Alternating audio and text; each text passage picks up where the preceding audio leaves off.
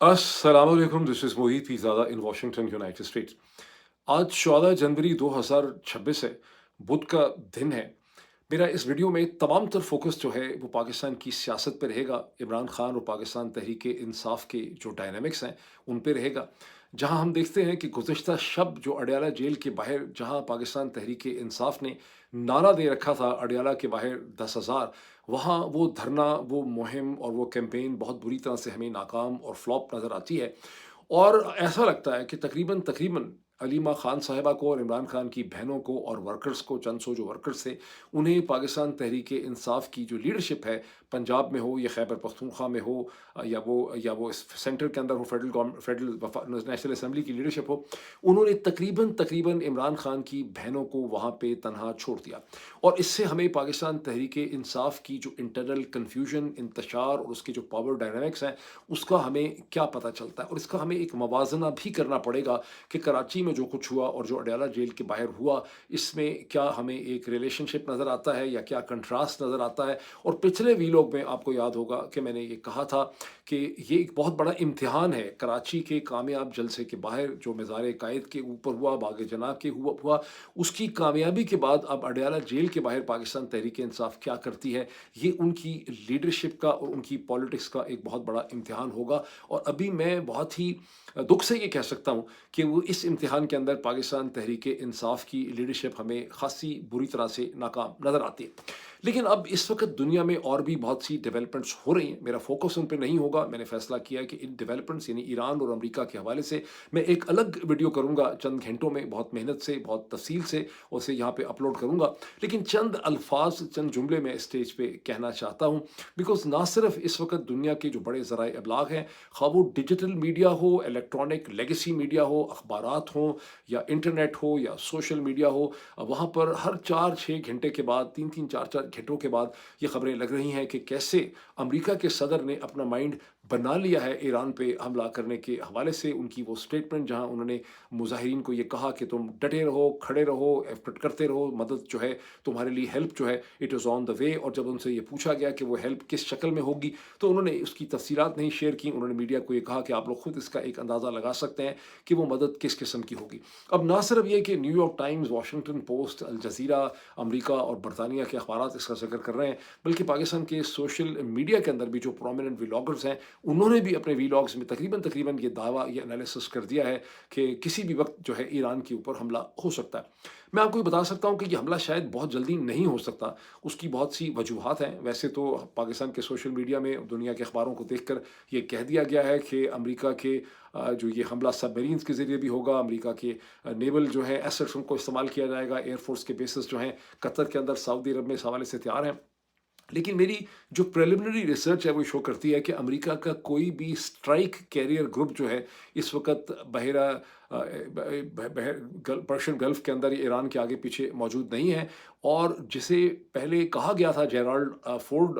Career को कि वो यहाँ पे पहुँचे, उसे बाद में बुला लिया गया था वेनेजुएला के हवाले से। वो इस वक्त कैरिबियन के अंदर मौजूद है। एक और जो कैरियर है, बहरी बेड़ा है, वो जापान के आगे पीछे है। एक और जो है वो चीन के आगे पीछे है। तो कोई भी मेजर बैटल कैरियर ग्रुप जो है वो इस वक्त रीजन में मौजूद नहीं। लेकिन अमेरिका की स्ट्राइक्स के लिए बैटल कैरियर ग्रुप्स की ज़रूरत नहीं है। ऐसी स्ट्राइक्स जो हैं वो लॉन्ग डिस्टेंस क्रूज मिसाइल्स के ज़रिए, एयरफोर्स के एसेट्स के ज़रिए भी हो सकती हैं। और ज़ाहिर है कि जो भी स्ट्राइक्स होंगी उसमें इसराइल जो है उसका हिस्सा बन जाएगा। तो ये वो तमाम तफसीलात हैं। और इसके रास्ते में अगर कोई रुकावट है तो वो पॉलिटिकल कन्फ्यूजन है जो इस वक्त प्रेसिडेंट डोनाल्ड ट्रंप के जहन में है और उनकी जो टीम है उसके जहन में। और वो क्वेश्चन ये है कि अगर हम हमला करेंगे भी तो उसके सियासी नताइज क्या मिलेंगे। क्या ईरान की जो रजीम है, जो आयतुल्ला अली ख़ामेनेई हैं, क्या उनका रजीम कोलैप्स कर जाएगा? क्या हम ईरान में अपनी मर्ज़ी की एक हुकूमत ला सकेंगे? उसके बाद जो वहाँ पे सियासी इंतशार पैदा होगा या वहाँ पे स्टेबिलिटी होगी, उसके क्या नताइज निकलेंगे खित्ते के लिए, हमारे अरब ममालिक पे उसके क्या असरात होंगे, हमारे इंटरेस्ट किस तरह से मुतासर होंगे। तो इस तरह की बहुत सी कन्फ्यूजन है। और अगले चंद घंटों में जब 14 जनवरी का दिन अमेरिका में शुरू होगा, तो एक बार फिर प्रेसिडेंट डोनाल्ड ट्रंप की जो कैबिनेट है, कैबिनेट कहते तो नहीं है यहाँ पे, लेकिन उनकी जो टीम है उसकी एक मीटिंग होगी नेशनल सिक्योरिटी की। यूँ 13 जो जनवरी है मीटिंग हुई थी, लेकिन उसमें प्रेसिडेंट जो है वो शामिल नहीं थे। अभी خیال یہ ہے, قیاس یہ ہے کہ 14 جنوری کی جو میٹنگ ہوگی اس میں پریزیڈنٹ بھی موجود ہوں گے اور اس کے حوالے سے فیصلے کیے جائیں گے. یہ وہ تمام چیزیں ہیں اور اس سے نتی بہت سی چیزیں ہیں, اور کچھ پاکستان کی جو کچھ ڈاکومنٹس لیک ہوئے ہیں کہ پاکستان نے کس طرح سے افغانستان پہ ایک طرح سے جنگ کرنے کا پورا ایک پروپوزل جو ہے وہ امریکہ کے سامنے رکھا ہے. ان تمام تفصیلات کو میں اگلے ویلاگ میں کور کروں گا. اب ہم چلتے ہیں اڈیالہ, جس کے بارے میں نعرہ تھا پاکستان تحریک انصاف کا, اڈیالہ کے باہر 10,000, اور جو میں نے آپ کو پچھلے ویلاگ میں نے یہ کہا تھا کہ یہ پاکستان تحریک انصاف کی لیڈرشپ کے لیے, اس جماعت کے لیے, محمود خان اچکزئی صاحب کے لیے, سہیل آفریدی صاحب کے لیے ایک بہت بڑا چیلنج ہوگا. بیکاز کراچی میں کامیابی کے بعد اگر پاکستان تحریک انصاف یہاں پہ ٹھوس ہو جائے گی تو جو ساری ایکسائٹمنٹ انہوں نے جنریٹ کی ہے کراچی سے, وہ ساری کی ساری جو ہے وہ ضائع ہو جائے گی. بیکاز اگر آپ ایک اپ ٹک پہ جاتے ہیں تو پھر آپ کو اسے کنٹینیو کرنا ہوتا ہے. انگریزی میں کہتے ہیں nothing succeeds like success, nothing follows like failure. بدقسمتی سے پاکستان تحریک انصاف کی لیڈرشپ نے اس پیوٹل مومنٹ کی اہمیت کو بالکل بھی نہیں سمجھا, جس سے ان کے اندر کی رینک اینڈ فائل کنفیوژن جو ہے اس کا ہمیں پتہ چلتا ہے. اب اس کی صورتحال کیا ہے کہ رات کو آدھی رات سے آپ کہہ سکتے ہیں کہ کوئی تقریباً آدھی رات کے قریب تک محترمہ علیمہ خان صاحبہ, ان کی بہنیں جو ہیں وہ اڈیالہ جیل کے باہر موجود رہیں. بہت بڑی تعداد میں ورکرز ان کے ساتھ تھے. ایک سٹیج پہ محترمہ علیمہ خان نے یہ کہا کہ تقریباً 2,000 کم از کم لوگ یہاں پہ موجود ہوں گے. میں سمجھتا ہوں تھوڑا سا انہوں نے ایگزیجریٹ ہو سکتا کر دیا ہو, لیکن آپ آسانی سے کہہ سکتے ہیں کہ سینکڑوں ورکرز وہاں پہ موجود تھے. پاکستان تحریک انصاف کا جو آفیشیل یوٹیوب چینل ہے اس میں آپ کو فوٹیج نظر آ سکتی ہے جو تھوڑی تھوڑی دیر کے بعد وہاں پہ اپلوڈ کی گئی, جس میں آپ دیکھ سکتے ہیں کہ کیسے راولپنڈی کی شدید سردی میں سینکڑوں لوگ جو ہیں وہ محترمہ علیمہ خان صاحبہ کے ساتھ, جس میں خواتین بھی ہیں, جس میں بچے بھی ہیں, وہ وہاں موجود رہے. اور محترمہ علیمہ خان ان کی بہنوں نے یہاں پہ قرآن ختم خوانی جو ہے, یعنی اس کا انہوں نے یہاں پہ اعلان کر رکھا تھا. اور اس کی بہت سے امیجز آئی وش کہ میں آپ کو بھی دکھا سکتا, لیکن میں وہ بھی نہیں دکھا سکتا آپ کو. جو فوٹیج ہے اس کے بعد جو آخری ویڈیو پاکستان تحریک انصاف نے اپنے یوٹیوب چینل پہ اپلوڈ کی, اس میں آپ دیکھ سکتے ہیں کہ ورکرز دوڑ رہے ہیں. آپ کو وہاں پہ لاٹھی چارج کے سین نظر تو نہیں آتے, لیکن یہ انڈرسٹینڈیبل ہے کہ ان کے اوپر لاٹھی چارج کیا جا رہا ہے اور پولیس ان کا تعاقب جو ہے وہ کر رہی ہے. جو چیز نوٹ کرنے والی ہے کہ محمود خان اچکزئی صاحب نے اور راجہ علامہ ناصر عباس صاحب نے, جنہوں نے گزشتہ منگل کو محترمہ علیمہ خان صاحبہ کو یہ استدعا کی تھی کہ آپ یہاں سے اب چلی جائیں, اور تقریباً اگلے ہفتے ہمیں پرومس کیا گیا ہے کہ ملاقات جو ہے عمران خان سے کرا دی جائے گی, وہ یہاں سرے سے پہنچے ہی نہیں ہیں. جو میری انڈرسٹینڈنگ ہے کہ اچکزئی صاحب اور راجہ ناصر عباس یہاں نہیں پہنچے, اور جو مجھے سمجھ آ رہا ہے کہ خیبر پختونخوا کے چیف منسٹر سہیل آفریدی صاحب بھی یہاں نہیں پہنچے, نہ ہی شاید ان کے کوئی بہت زیادہ منسٹرز یہاں پہ پہنچے ہیں. اور جب اچکزئی صاحب نے پچھلے ہفتے یہ کہا تھا کہ ایس ایچ او صاحب نے کہا ہے کہ ملاقات اگلے ہفتے ہو جائے گی, تو اسی وقت میرا دل جو ہے وہ بیٹھ گیا تھا, اور میں نے کئی دفعہ اس کا اپنے ویلاگس میں ذکر بھی کیا تھا. اب یہ بھی رپورٹڈ ہے کہ جو ایم این ایز ہیں پاکستان تحریک انصاف کے, اس میں سے غالباً 12-13 یہاں پہ پہنچے, اور پنجاب اسمبلی کے جو ایم پی ایز ہیں اس میں سے غالباً 25-30 یا 30-35 یہاں پہ پہنچے. یوں پاکستان تحریک انصاف, جس کے پنجاب کے اندر, جس کے سینٹر کے اندر, اور جس کے خیبر پختونخوا میں بہت سے آفس ہولڈرز ہیں, وہ یہاں پہ نہیں پہنچے. یہ ایک بذات خود ایک سینس آف بیٹریل ہے. بیٹریل اس لیے ہے کہ ٹھیک ہے کہ محترمہ علیمہ خان صاحبہ اور ان کی بہنیں ہر منگل کو اور ہر جمعرات کو یہاں پہ اکٹھی ہوتی ہیں, اس امید اور اس آس میں کہ ان کی عمران خان سے ملاقات ہوگی, اور یوں انہوں نے اس کاز کو زندہ رکھا ہوا ہے. لیکن اس دن کی خاص اہمیت تھی, بیکاز اس کا اعلان کیا گیا تھا, اس کا نعرہ دیا گیا تھا اڈیالہ کے باہر 10,000. محترمہ علیمہ خان نے بار بار اس کا ذکر کیا تھا, پاکستان تحریک انصاف نے اس کو نعرے میں کنورٹ بھی کیا تھا, محمود خان اچکزئی صاحب نے وعدہ بھی کیا تھا. اور خاص کر کے کراچی سے جو نئی ایک ایکسائٹمنٹ اور جوش و خروش پیدا ہوا تھا کہ ایک واقعی ایک اسٹریٹ موومنٹ ایگزسٹ کرتی ہے, اسٹریٹ موومنٹ شروع ہو رہی ہے, اس ساری چیز کے مد نظر پاکستان تحریک انصاف کو اس دن کی بہتر تیاری کرنی چاہیے تھی. کوئی شک نہیں ہے کہ سوشل میڈیا پہ ایسی فوٹیج آپ دیکھ سکتے ہیں کہ راولپنڈی کی طرف آنے والے تمام راستے جو ہیں ان کو بند کیا گیا تھا. سلمان اکرم ڈارا صاحب بتاتے ہیں کیسے انہیں بحریہ ٹاؤن پہ روکا گیا, پھر غالباً چکری پہ روکا گیا, مختلف جگہوں پہ ان کو روکا گیا, اور بھی لوگوں کو روکا گیا. علیمہ جو عالیہ حمزہ صاحبہ ہیں, ان کی بھی بہت سی ویڈیوز یا بہت سے پیغامات آپ دیکھ سکتے ہیں. لیکن مجھے محسوس یہ ہوتا ہے کہ جب ایک اتنی بڑی سیاسی جماعت نے کراچی کی کامیابی کے بعد ایک نعرہ دے رکھا تھا کہ اڈیالہ کے باہر 10,000, تو اسے پھر بہتر پریکٹیکل پریپریشن کرنی تھی, اور اس کے کوئی ہمیں ایسے جو ایویڈنس نہیں ملتی کہ اس قسم کی کوئی تیاری جو ہے وہ کی گئی تھی. اب اس موقع پہ میں نے دیکھا کہ بڑی انٹرسٹنگ ویڈیو جو ہے وہ صدیق جان صاحب کی مجھے سننے کا موقع ملا، دیکھنے کا اور سننے کا موقع ملا۔ صدیق جان بہت پرومیننٹ جرنلسٹ ہیں پاکستان کے، میں آپ کو یاد کر رہا ہوں کہ ان پہلے لوگوں میں ہیں جو سوشل میڈیا سے جنہوں نے اپنے جرنلسٹک سفر کا آغاز کیا، اور وہ سب سے پہلے وہ یوٹیوب پہ ویڈیو کیا کرتے تھے جب اور کوئی بھی پاکستان میں بھی یوٹیوب کے اوپر آیا نہیں تھا۔ اس زمانے سے صدیق جان صاحب تو اس پائنیئرز میں ان کا شمار ہوتا ہے۔ صدیق جان صاحب نے یہ انالیسس دیا کہ ان کی پاکستان تحریک انصاف کی بہت سی لیڈرشپ جن کا انہوں نے نام نہیں لیا، ان سے ان کی بات ہوئی ہے، اور انہوں نے کہا کہ یہ جو لیڈرشپ ہے پاکستان تحریک انصاف کی، یہ اتفاق نہیں کرتی محترمہ علیمہ خان صاحبہ کی جو اسٹریٹجی ہے مظاہرہ کرنے کا، ایجیٹیشن کرنے کا اور دھرنے دینے کا اڈیالہ جیل کے باہر۔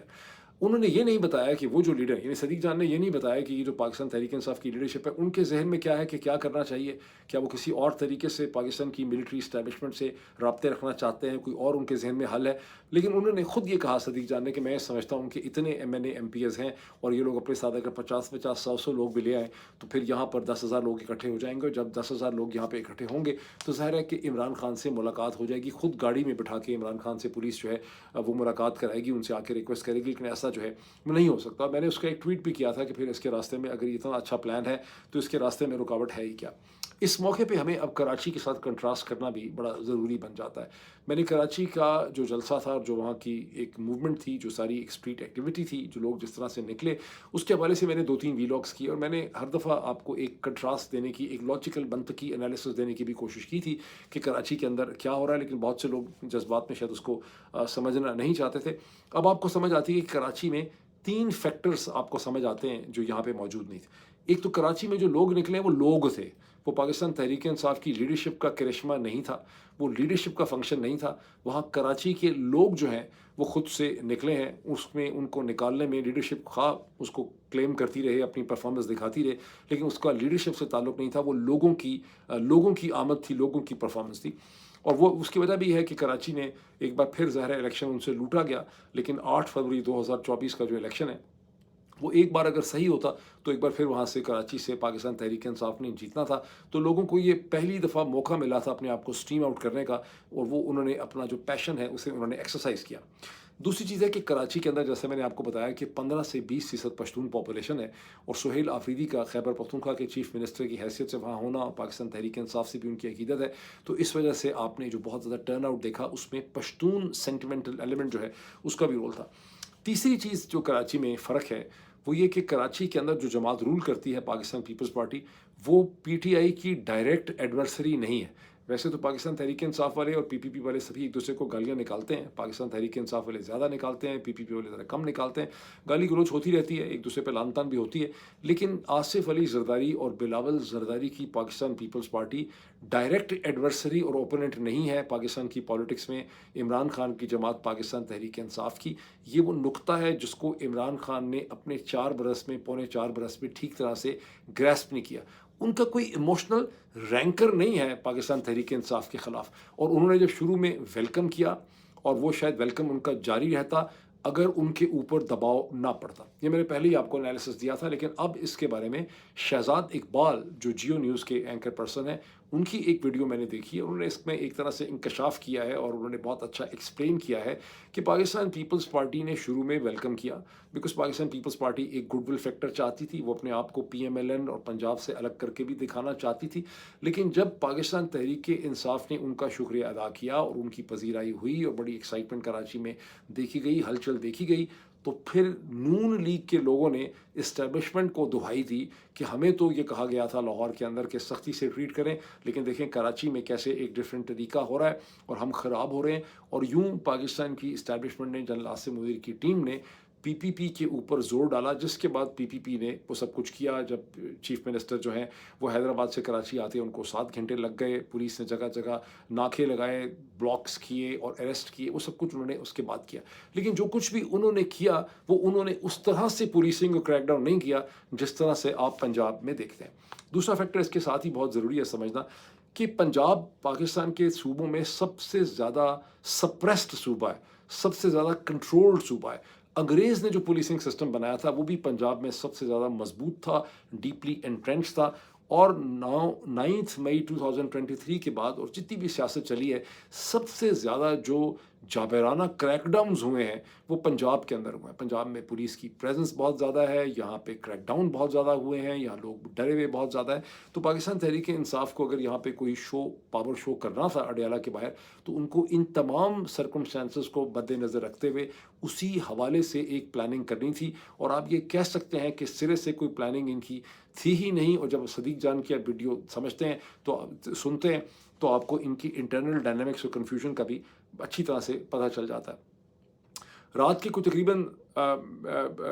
10 अब से कोई तकरीबन 10 या कह रहे हैं 11 घंटे पहले सलमान अकरम राजा साहब ने एक ट्वीट किया, जिसमें उन्होंने कहा कि 2 बहनें जो हैं वो खैरियत से अपनी गाड़ी में घर पहुंच गई हैं, अल्लाह का बहुत-बहुत शुक्र है। ठीक, इसका मतलब है कि सलमान अकरम राजा साहब जो हैं वो शायद खुद भी वहाँ पे उस वक़्त मौजूद नहीं थे, क्योंकि शुरू में वो आए थे। और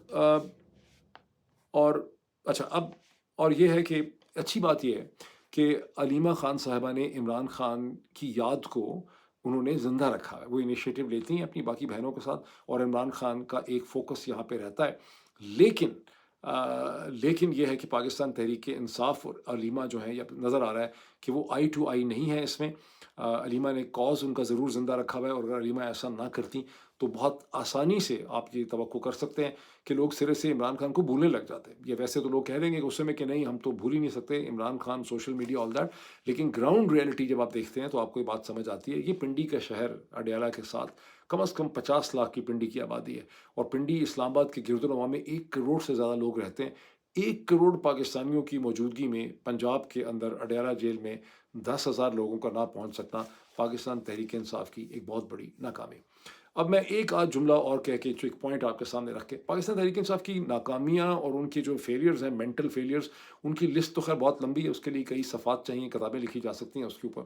लेकिन आप ये देखिए कि इस पार्टी ने कभी ये सोचा ही नहीं, इसकी लीडरशिप ने, कि उनके पास अंग्रेज़ी के अंदर एक वेल एडिटेड किस्म का ऑनलाइन न्यूज़पेपर होना चाहिए। उनकी तमाम तर रिलायंस जो है वो सोशल मीडिया पे रही, ट्विटर के ऊपर, फेसबुक पे। लेकिन उनका जो ट्विटर चैनल है, उनका जो ट्विटर ट्विटर पे जो पाकिस्तान तहरीक इंसाफ का यूट्यूब है, और पाकिस्तान तहरीक इंसाफ का ट्विटर है, उस पे हर किस्म की चीज़ थोड़ी-थोड़ी देर के बाद अपलोड की जाती है, जिसकी वजह से वो मीडिया के साथ भी बेहतर तरीके से कम्युनिकेट जो है वो नहीं कर सकते। होना ये चाहिए था कि पाकिस्तान तहरीक इंसाफ के पास अभी भी, अगर वो सोच सकें, इसके लिए कोई बहुत ज़्यादा फाइनेंशियल रिसोर्सेज़ नहीं चाहिए, इसके लिए एक सोच चाहिए और ह्यूमन डेडिकेटेड रिसोर्सेज़ चाहिए। इनके पास पाकिस्तान से बाहर इंग्लिश के अंदर एक एडिटेड, इंडिपेंडेंट, ऑटोनमस, जिसको पाकिस्तान तहरीक इंसाफ की लीडरशिप डिक्टेट ना कर सके, एक ऑनलाइन पेपर होना चाहिए, जो हर दिन 1, 2, 3 स्टोरीज निकाल के अपडेट कर सके, लीडरों की ख्वाहिशात को पूरा करने के लिए नहीं, उनकी पीआर कैंपेन्स रन करने के, उनकी तारीफ़ें करने के लिए नहीं, जो कि सोशल मीडिया पे बहुत ज़्यादा की जा रही है। फ़लाँ ने ये तीर मार दिया, फ़लाँ उधर चला गया, फ़लाँ ने बड़ी स्टेटमेंट दे दी, फ़लाँ ने बहुत बहादुरी की तकरीर कर दी। बल्कि ऑब्जेक्टिव, मंतकी तरीके से जो डेवलपमेंट्स होती हैं, उसको अपडेट करने के लिए और बताने के लिए कि ये चीज़ हो गई है, और उसकी जो भी थोड़ी बहुत एक डिटेल्स या एक्सप्लेनेशन हो, एक ऑब्जेक्टिव पेपर इनके पास होना चाहिए, जो इनके पास नहीं है। फॉर इंस्टेंस ये कि आपको खासी मेहनत करनी पड़ती है ये समझने के लिए इस वक़्त के अडयाला जेल के बाहर रात को क्या हुआ। बिकॉज़ अगर आप एक रिस्पॉन्सिबल जर्नलिस्ट हैं और आप सिर्फ़ और सिर्फ़ हवाई-हवाई बातें या सब्ज़ बाग नहीं दिखाना चाहते, तो आप फैक्ट्स को भी समझना चाहते हैं, जो हर जर्नलिस्ट की, हर पॉलिटिकल एनालिस्ट की ज़िम्मेदारी है। पाकिस्तान तहरीक-ए-इंसाफ के पास कोई ऐसा मैकेनिज़्म ही नहीं है, जहाँ पे सिंपल, सादा फैक्ट्स को अंग्रेज़ी ज़ुबान या उर्दू ज़ुबान के अंदर कहीं पे बयान किया जा सके। प्रोपेगेंडे में और फैक्चुअल रिपोर्टिंग के अंदर और चीज़ों को डिस्क्राइब करने में बहुत ज़्यादा फ़र्क होता है। पाकिस्तान तहरीक-ए-इंसाफ को एक ऑनलाइन पेपर चाहिए, जिसको लड़के बरतानिया, अमेरिका से लड़के-लड़कियाँ उसको रन कर सकते हैं, जो फैक्चुअल इन्फॉर्मेशन दे कि रात को धरना इतने बजे ख़त्म हो गया, इतने लोग वहाँ पे आए थे, पुलिस ने वहाँ पे लाठीचार्ज किया, फलाँ लीडर्स ने ये कहा। बिकॉज़ जो पाकिस्तान के बड़े अखबारात हैं, जैसे डॉन एंड ट्रिब्यून है, उनके ऊपर, ट्रिब्यून तो बिल्कुल ही उसकी हत्या हो चुकी हुई है, वफ़ात हो गई है उसकी, लेकिन डॉन वगैरह के ऊपर भी बहुत ज़्यादा प्रेशर है, और वो पाकिस्तान तहरीक-ए-इंसाफ की खबरों को उस तरह से ऑब्जेक्टिवली कवर नहीं कर सकते, जिस तरह से उन्हें कवर जो है वो करना चाहिए। और अगर कवर करते हैं, तो वो स्टोरी बहुत देर से आती है और बहुत जल्दी उनके मेन पेजेस से डिसअपीयर हो जाती है। अभी इतना ही, फिर मैं ईरान और बाकी जो डेवलपमेंट्स हैं कि कैसे पाकिस्तान अफ़गानिस्तान पे अमेरिका को प्रपोज़ल ऑफ़र कर रहा है कि हम आपकी खातिर अफ़गानिस्तान से जंग भी कर सकते हैं, उन तमाम तफ़सीलात को मैं एक अगले व्लॉग में डिस्कस करूँगा। अभी इतना ही, फिर मुलाकात होती है।